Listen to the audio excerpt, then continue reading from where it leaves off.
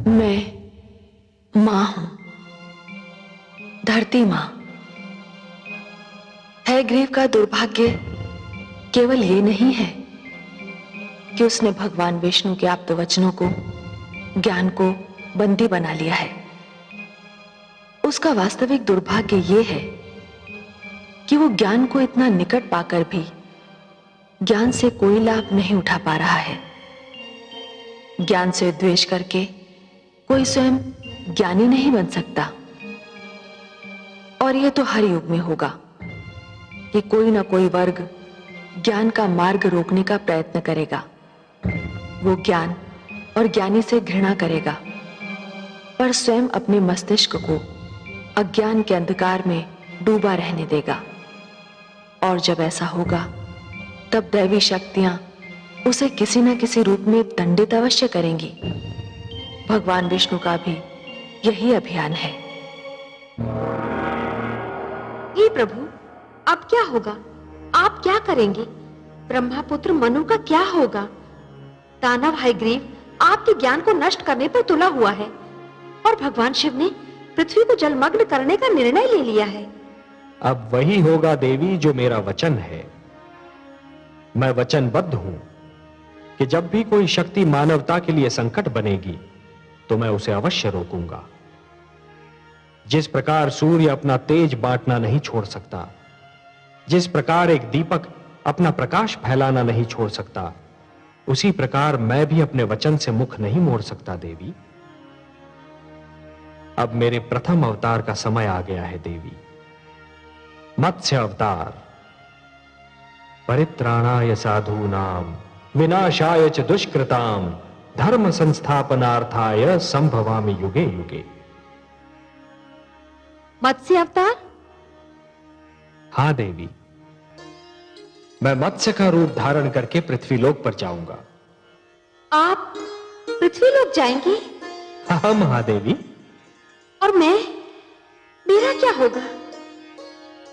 जब से आपने मेरी रचना की है, मैं आपके बिना एक पल भी नहीं रही हूं।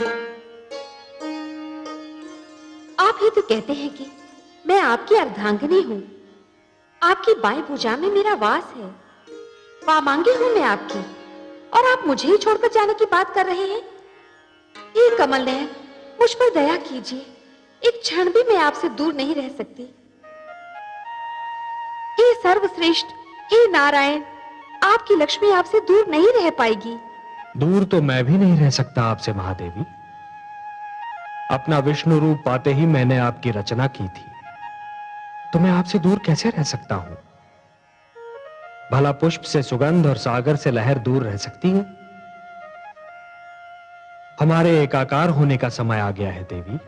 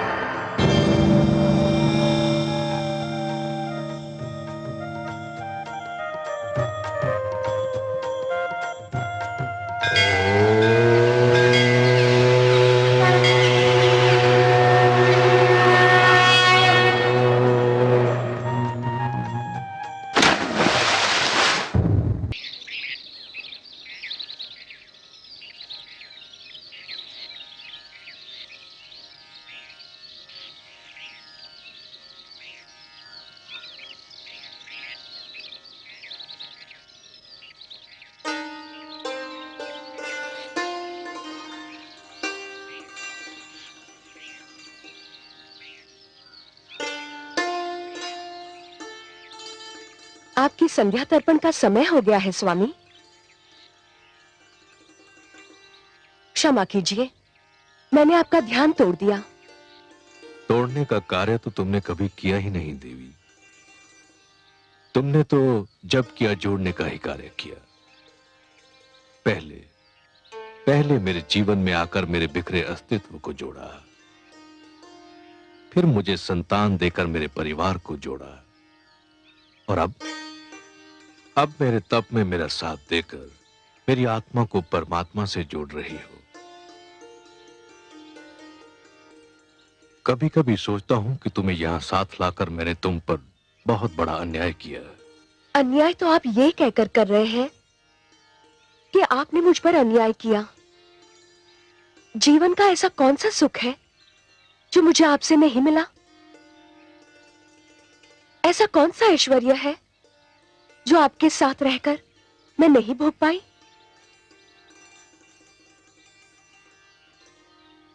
मैं बहुत ही स्वार्थी कहलाती यदि मैं आपसे केवल सुख पाती रहती, आपके दुख और आपके कष्ट की भागीदार न बनती। पिता श्री ब्रह्मा ने हमको उत्पन्न करते समय भी तो यही कहा था कि हम दो शरीर किंतु एक प्राण हैं। आप वृक्ष हैं स्वामी और मैं अमरलता। आपके सहारे के बिना तो मैं खड़ी भी नहीं रह सकती। तुमने जिस प्रकार सतीत्व के धर्म का पालन किया है, उसी से प्रसन्न होकर पिता श्री ब्रह्मा ने तुमको वरदान दिया कि तुम सदैव वैसी की वैसी रहोगी जैसी पिता श्री ने तुम्हें उत्पन्न किया था। तुम्हारी आयु आती जाती ऋतुओं और बीतते समय से कदापि प्रभावित नहीं होगी। आपके मुख पर आपकी तपस्या, आपके निश्चय और आपकी कल्याणकारी प्रवृत्ति का तेज है स्वामी। मानव जाति के कल्याण के लिए आप आमरण व्रत कर रहे हैं। मानव जाति को बचाने के लिए आप तपस्या कर रहे हैं स्वामी। तुम भी तो मेरी भांति केवल जल का सेवन कर रही हो देवी। तुमने ये व्रत क्यों रखा है? मैं अपने सुहाग की रक्षा के लिए व्रत कर रही हूं। अब उठिए, सूर्यास्त का समय हो गया है।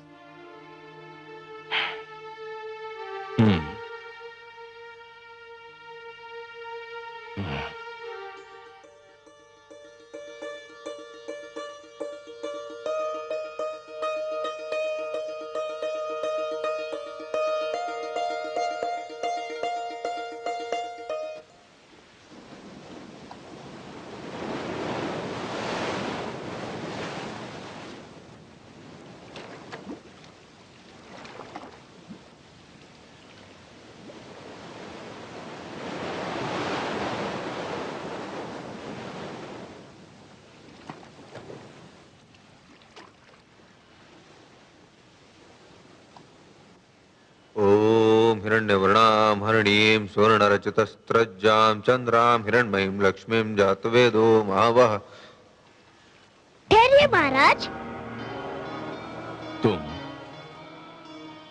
क्या मैंने अभी तुम्हारी वाणी सुनी थी? हाँ महाराज, मैंने ही विनती की थी कि मुझे जल में न छोड़िए। किंतु क्यों? तुम तो जलचर हो। तुम्हारा तो जीवन ही जल के बिना संभव नहीं। ये सत्य है महाराज, परंतु जल में भी मेरा जीवन संभव नहीं। क्यों? क्या कष्ट है तुम्हें? आप जहाँ मुझे छोड़ने जा रहे हैं, वहाँ बड़ा मत्स्य छोटी मत्स्य को निगल जाता है। मैं वहाँ सुरक्षित नहीं रह पाऊंगा। मुझ पर दया करें। तो फिर तुम्हें कहाँ रखूं जहाँ तुम सुरक्षित रह सको? मुझे अपने कमंडल में रख लीजिए महाराज। आपके जल भरे कमंडल में मुझे कोई भय नहीं होगा। यदि तुम ऐसा समझते हो तो मुझे कोई आपत्ति नहीं।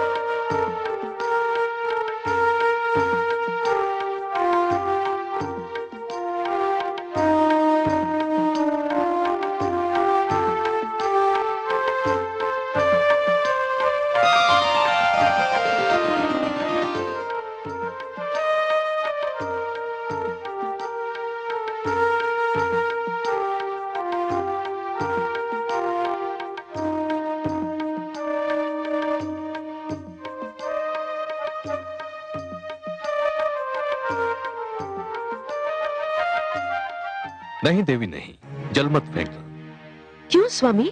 कमंडल में एक मत्स्य है, मैंने उससे जीवन रक्षा का वचन दिया है। ये तो छोटी सी मछली है। ये आपने बहुत अच्छा किया जो मुझे बता दिया, नहीं तो इसके प्राण चले जाते।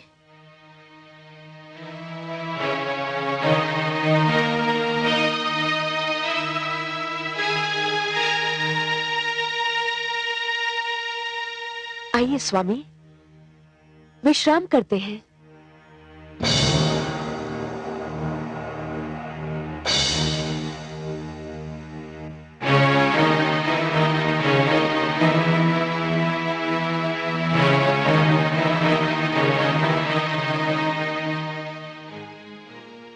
हे दानवराज, आप हमें मुक्त कर दीजिए।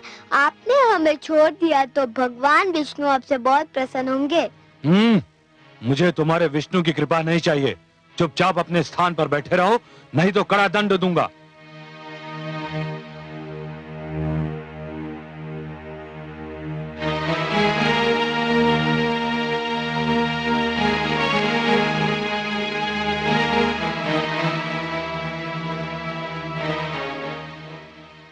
कौन है ये सुंदर बालक?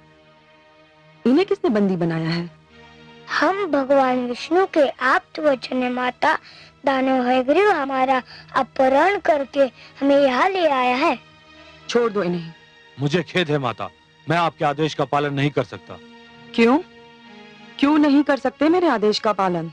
ये चारों दानवराज हयग्रीव के बंदी हैं और उनका आदेश है कि इन्हें ना छोड़ा जाए। माते,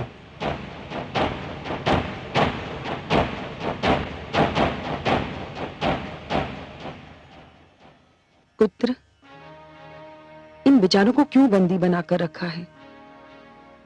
छोड़ दो इन्हें, मुक्ति दे दो इन सुंदर भोले भाले बालकों को। नहीं मां, ये नहीं हो सकता। ये भगवान विष्णु के आप्त वचन हैं, ज्ञान का भंडार है, बहुत महान है। जानता हूं मां, इसीलिए तो इनका अपहरण किया है।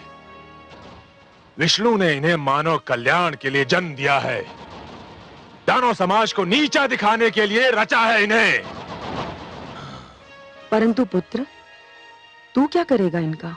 कुछ नहीं मां, बस इन्हें बंदी बनाकर रखूंगा। ज्ञान, बुद्धि और प्रकाश को तू बंदी बनाकर रखना चाहता है?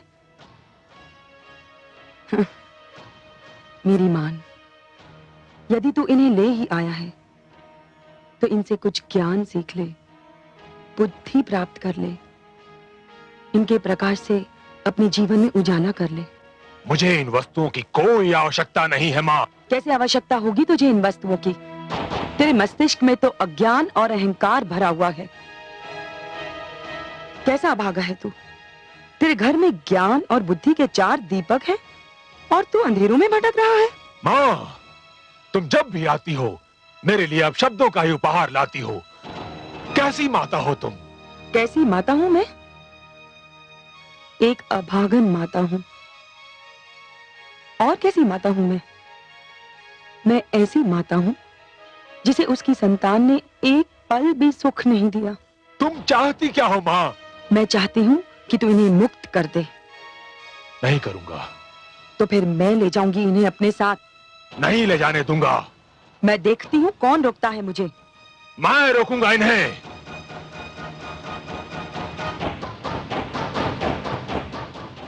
देखती हूँ तू कैसे रोकता है। आओ बालकों। नहीं। हट जा तू मेरे बीच से। मां, तुम चली जाओ यहां से। नहीं जाऊंगी। क्या कर लेगा तू मेरा? नहीं मां, मैं कहता हूं चली जाओ यहां से। नहीं तो? नहीं तो क्या करेगा तू? मां, मुझे भय है कहीं मेरा हाथ ना उठ जाए और मैं तुम्हारा अपमान न कर बैठूं। हाथ उठाएगा तू मुझ पर? मेरा अपमान करेगा तू? अरे अभागे, अपमान तो मेरा उसी दिन हो गया था जिस दिन तूने मेरी कोख से जन्म लिया था। हे ईश्वर, ऐसे दुर्वचन सुनने से पहले मुझे इस संसार से उठा क्यों नहीं लिया? ऐसे पुत्र के होने से तो पुत्र का ना होना ही अच्छा था।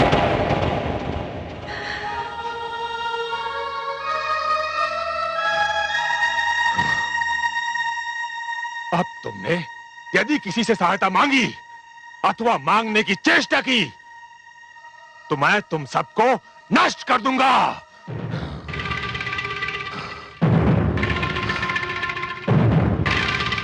स्वामी, स्वामी, स्वामी,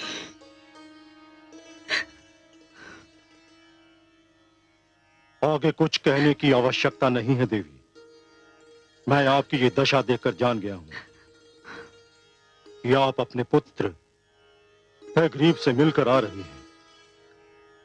हाँ स्वामी, परंतु आज तो वो अयोग्यता की सारी सीमाएं पार कर गया।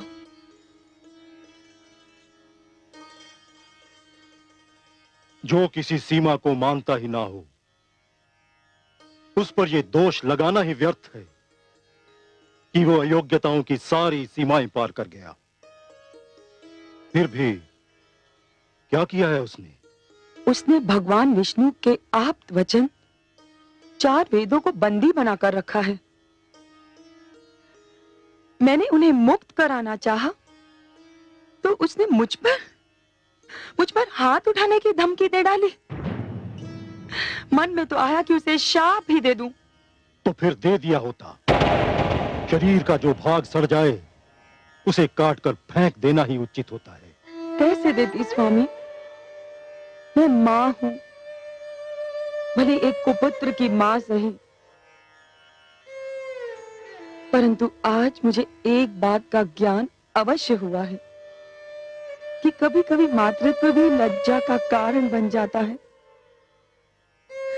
आज पहली बार मैं बहुत लज्जित हूं कि मैं ऐसे पुत्र की मां हूं। मैं उसे अपनी कोख से जन्म देकर पछता रही हूं। पश्चाताप, पश्चाताप यदि भूल का मूल्य चुका सकता तो विश्वास करो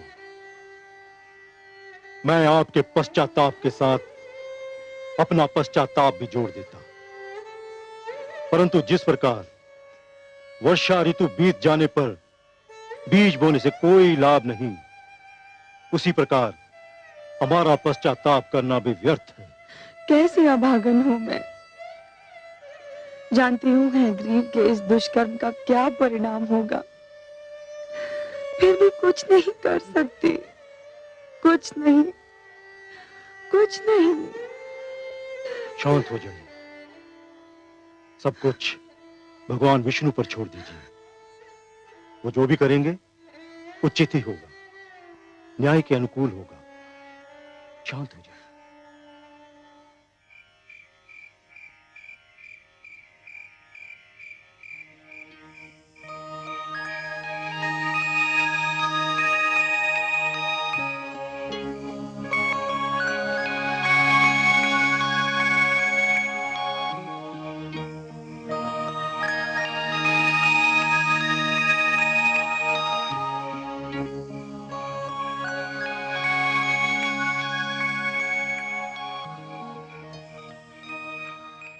महाराज, महाराज, महाराज, महाराज, महाराज, महाराज, महाराज। ये मुझे कौन पुकार रहा है? क्या हुआ स्वामी? मुझे ऐसा लगा जैसे कोई मुझे महाराज महाराज कहकर पुकार रहा हो। कौन था वो? मैंने पुकारा महाराज। अरे ये पुकार तो कमंडल से आ रही है। हाँ देवी, ये मैं ही हूँ। मेरी रक्षा कीजिए। इस कमंडल में मेरा श्वास रुका जा रहा है। मुझे यहाँ से निकालिए महाराज।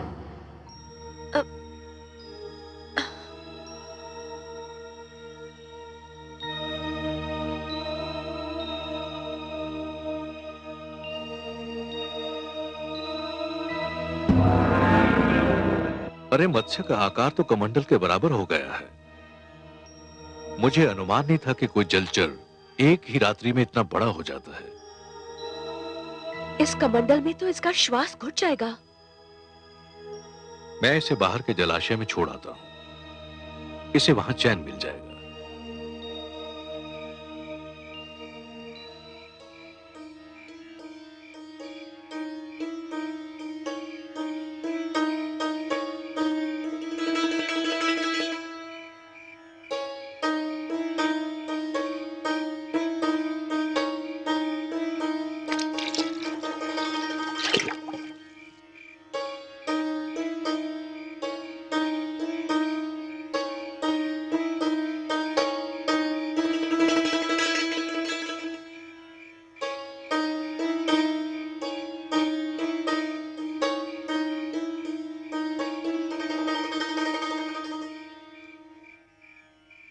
महाराज,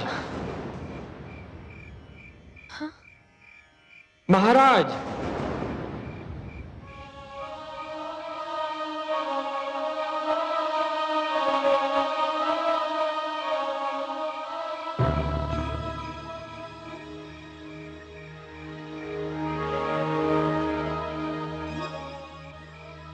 इसका आकार तो इतनी शीघ्रता से बढ़ रहा है कि मैं आश्चर्यचकित रह गया हूं।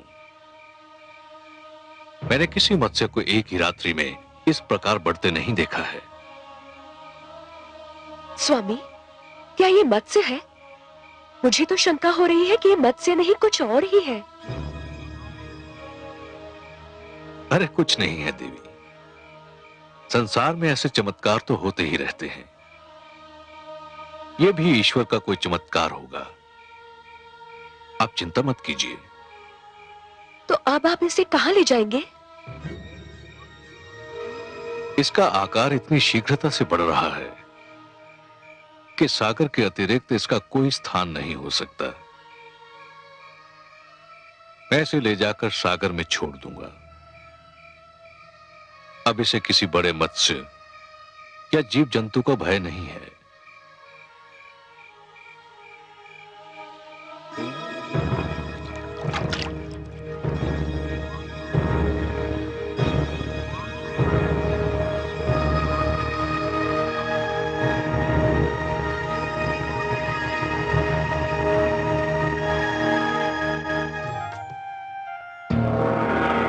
नारायण नारायण।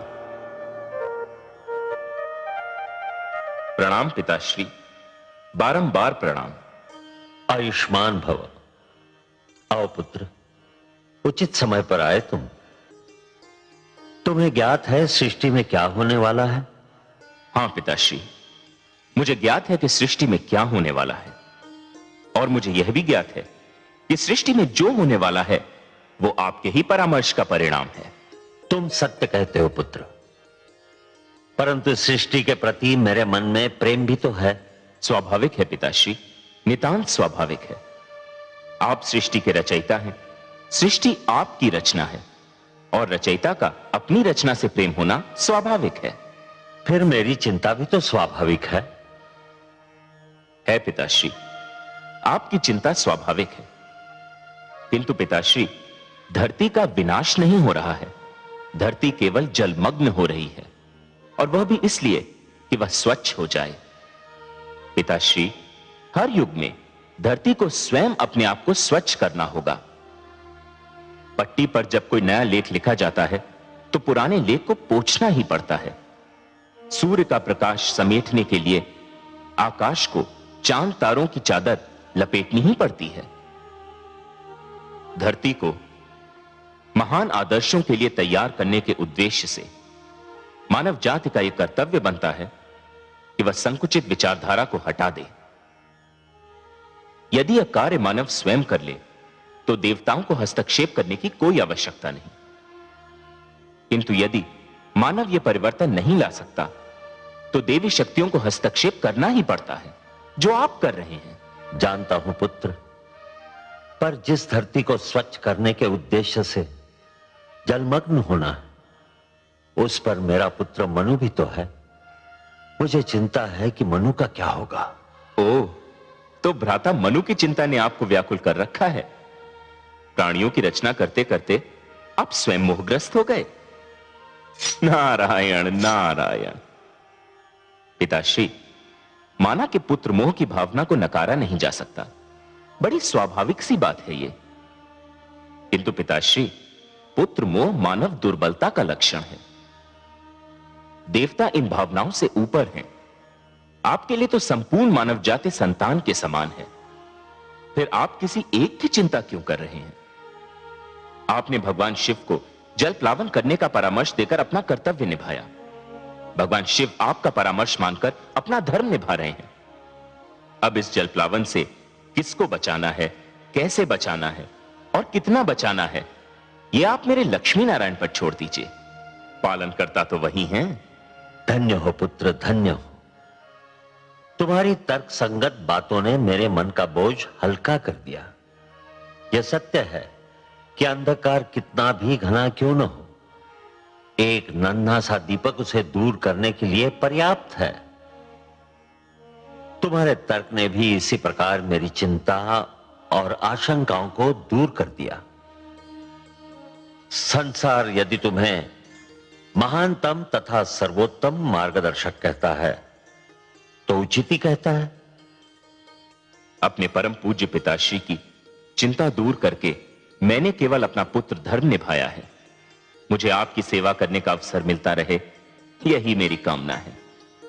क्योंकि पिता की सेवा करके मन को जो संतोष मिलता है, उसका आनंद ही कुछ और है। नारायण नारायण।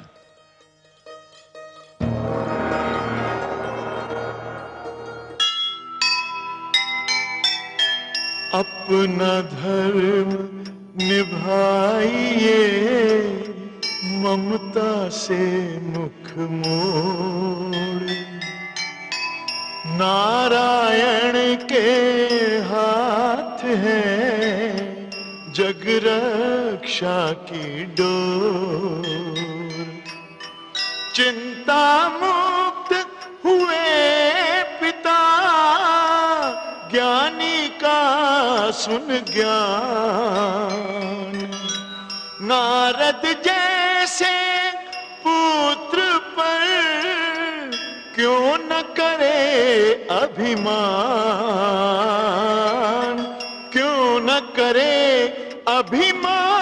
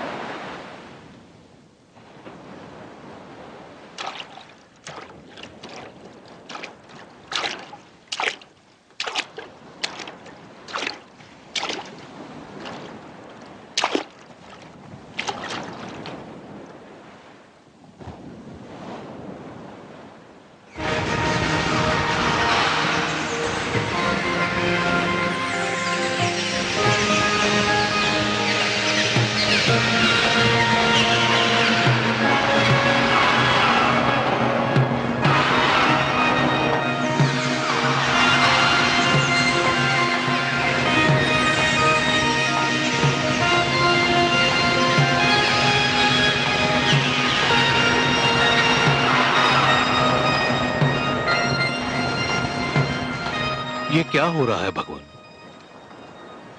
मुझे अपनी आंखों पर विश्वास नहीं हो रहा। एक नन्हा सा मत्स्य जिसे मैंने अपने कमंडल में शरण दी थी, वो इतना विशालकाय हो गया है कि ये अथाह विशाल सागर भी इसके लिए छोटा दिखाई पड़ रहा है। ये कैसी लीला है?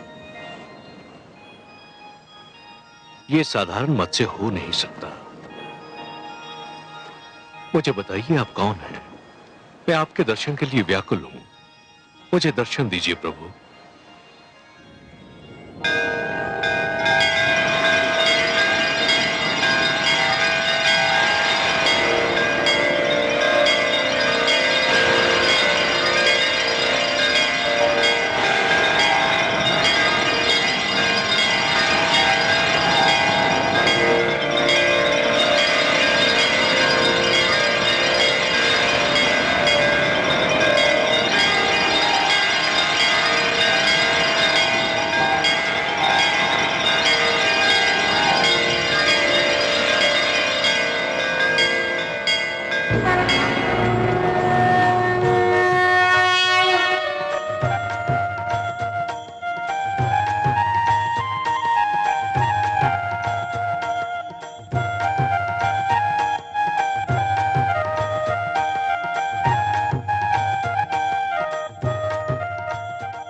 भगवान आप? हे जगदीश्वर, हे जनार्दन, हे सर्वेश्वर, ये आप हैं प्रभु। मेरे सौभाग्यशाली नेत्रों को आपके दर्शन हो रहे हैं। हाँ मनु, ये मैं ही हूं। आपके अतिरिक्त और कौन हो सकता था हे पद्मनाभ? ये लीला तो केवल आप ही दिखा सकते हैं कि सिमटे तो मानव की अंजुरी में समा जाएं और फैलें तो धरती और आकाश को भी ढक लें। आप मेरी अंजुरी में ठहरे, मेरी कुटिया में रहे। मैं किन शब्दों में आपको धन्यवाद दूं? हे सर्वश्रेष्ठ, आप महान हैं। मैं अपने भाग्य पर जितना भी गर्व करूं कम है। आपको कोटि कोटि प्रणाम हे लक्ष्मी नारायण।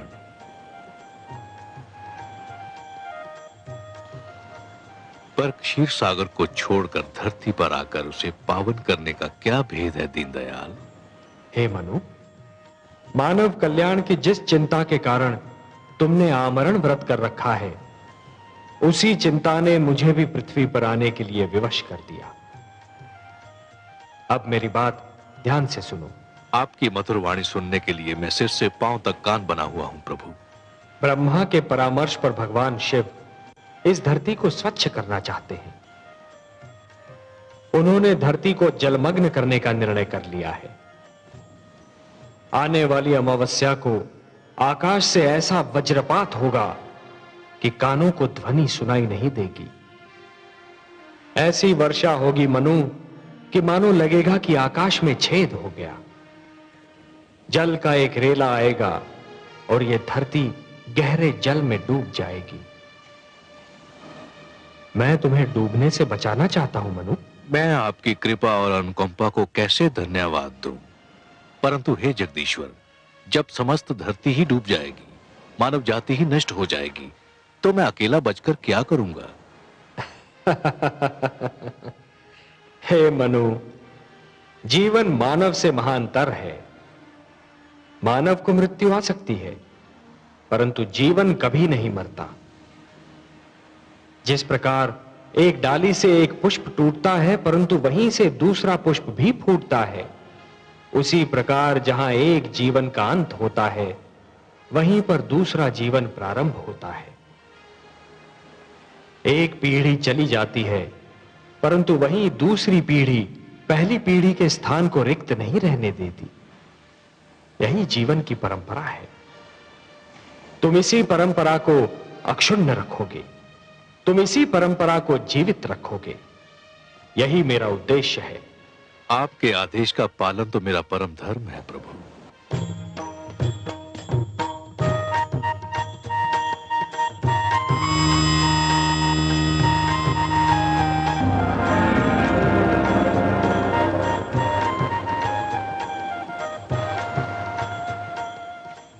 मनु, जल प्लावन के समय तुम अपनी धर्म पत्नी शत्रुपा के साथ इस नौका पर सवार हो जाना। अपने अतिरिक्त इस नौका पर समस्त पशु पक्षियों का एक एक जोड़ा और उन सारे पौधों के बीज भी रख लेना जिन्हें तुम आवश्यक समझते हो। मैं मत्स्य के रूप में आऊंगा। तुम इस नौका को मेरे सींग से बांध देना। मैं तुम्हारी नौका को सुमेरु पर्वत पर ले जाऊंगा, जहां पहुंचकर तुम्हें एक नवीन जीवन का निर्माण करना होगा, एक नए मानव को जन्म देना होगा। जो आदेश प्रभु। मैं आपके आदेश का अक्षरशः पालन करूंगा।